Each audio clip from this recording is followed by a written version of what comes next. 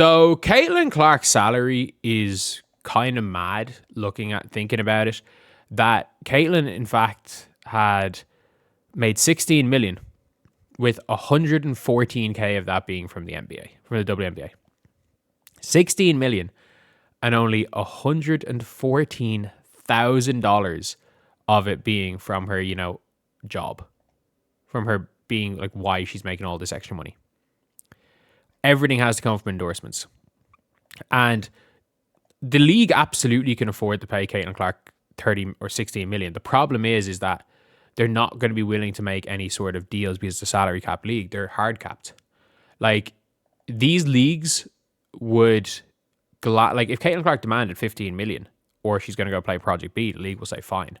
They will kind of ruin their league to keep the whole salary cap system in place, if you get me. Like, they don't necessarily, like, they would rather keep that system and pray that another star comes in a couple of years that doesn't, fight against the system. Because realistically, like, we've seen it in the NWSL, Trinity Rodman is gone. She's gone to Europe. Like, the NWSL for women's football is never going to be a highly regarded league. After the Trinity Rodman thing, everyone is going to be leaving NWSL teams as quickly as they can if they're good enough to get to Europe. Because there's no salary cap, teams can pay whatever the fuck they want.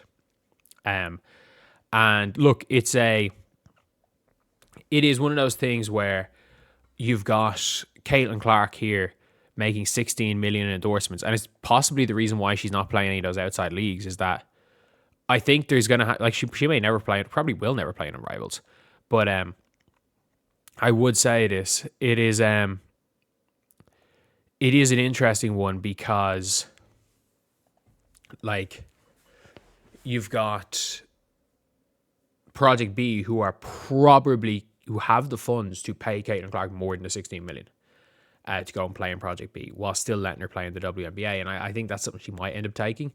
But at the end of the day, as long as Caitlin Clark's a top 5 player in the WNBA, she's going to be making an absolute fortune on endorsements. But it is interesting that, like, she's making this straight out of Iowa, straight out of college. And how many brand deals did she lose? Like the Nike deal. Nike only wanted to give her a contract if she stayed in college. So many players wanted to, or so many like brands only wanted to sign players if they stayed in college because they were allowed to have that super senior season. But I'm like, you've now got a player in Caitlin Clark who has shown that kind of carries over, and all that, like, oh, these rookies. I think Caitlin Clark was the catalyst for teams saying, no, we can have a rookie as our best player. Like, we saw it with, and we can kind of build around a rookie early. We saw it with Washington, who said, fuck this. Like, Citron and Kiki, you are our future. You are our present. You're not even our future, you're our present. We will get rid of Brittany Sykes to run around you, to play around you. We're not going to sit you on the bench. And then there are some organizations that will just sit their rookies on the bench because they're old WNBA. Ironically, the Indiana Fever are one of them. Like, I don't know how many minutes Caitlin Clark would have played if Steph White was her coach as a rookie. My guess would be she would play. My guess would be there'd be potential that Erica Wheeler might have started point guard at times over her. That's just a guess. But look, at the end of the day, you've got a player in Caitlin Clark who's earning so much money from the outside. And a lot of people talk about how the salaries need to be higher. Caitlin Clark is worth 16 million. And the problem is that Caitlin will never get paid what she's worth because it's a salary cap league. And LeBron in his prime never got paid what he was worth. You had situations where Kobe in his prime never got paid what he was worth. LeBron in his prime never got paid what he was worth. Steph Curry in his prime never got paid what he was worth. Luka will never be paid what he was worth. Maybe not. Maybe not. But like, the top tier players will, in a salary cap league, will never get paid what they're worth.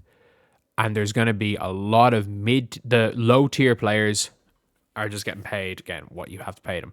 The mid tier players and the bubble, like the max contract non put butts in seats players are the ones that are gonna be overpaid based on their net worth, or their worth to the team and worth to the league. Whereas if it's a non-salary cap league, players will get paid what they're worth, and that's the problem. Is Caitlin Clark will never, even if they made the salary cap 100 million, which they never would. Like, let's just say they make the salary cap 34 or 10 million. Caitlin Clark will still never be paid what she's worth. But if they got rid of the salary cap, you better believe Matt Ishbia would be on the phone to Caitlin being like, Caitlin, we're going to give you 15 million a year to come over to Phoenix, because he'd be willing to eat that cost. So yeah, anyway, that's just one of the things I want to talk about, because at the end of the day, you're just not really going to be able to compete. You're never going to be able to pay these players what they're worth. And obviously, based on the WNBA salary cap, like, she's making under 100K for 2 more years. Like, I'm not joking when I'm saying this. Like, Caitlin Clark is literally, she has she's almost single-handedly saving shoes, saving sneakers. She is one of the very few people whose PEs for sneakers actually actually sell out. In 2025, I bought a pair of Jordan shattered backboards for €65 from Nike on Black Friday. The sneaker market's dead, except for Caitlin Clark, where I still can't get her fucking shoes. I can't get them. I wanted to play in a pair of Caitlin Clarks this year. I couldn't get them. And that's the thing. Like, she's single-handedly saving the shoe resale market, because there actually is. She has like 2 of the 3 most worn NBA shoes are her PEs. Like, she has transcended basketball. Like, I remember seeing a tweet and it was like, oh, if you really want to know, Caitlin Clark's only famous in America. If you go outside America, Angel Reese is the most famous. And I literally was like, this is the most opposite thing ever. Like, if you are outside America, the only thing people know Angel Reese for is for the low light compilations and her doing this. Caitlin, like, I have friends, and they all knew me from what I used to do. Like, everyone that has ever known me knows what I do.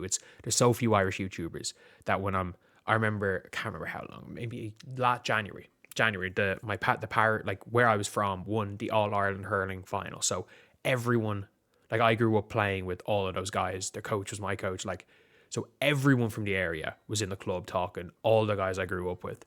And they were all just like, oh, you're doing YouTube, still playing 2K? And I'm like, oh no, I make WNBA videos now. And they're like, geez, Caitlin Clark, so good. Like, that was the response. These are sports people.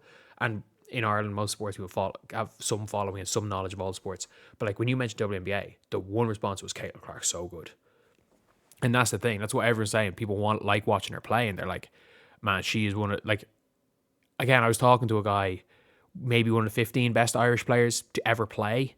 Like, this guy played D1 in the States, came back. Unbelievable. I was talking to him a couple of weeks ago. And he was saying, he's like, every morning after a Fever game when Caitlin Clark was playing, I'd watch her highlights. And he was like, I'd watch full games with her on. He's like, she's the only player in the world that I'm doing that for. And I'm like, yeah, a lot of people are like that. Especially because it's during the summer in Ireland, where there's not as many sports going on, and it's just Sunday night, Fever are playing early, let me go watch that game. But yeah, it's an interesting one. But anyway, that's the video. I'll see you guys.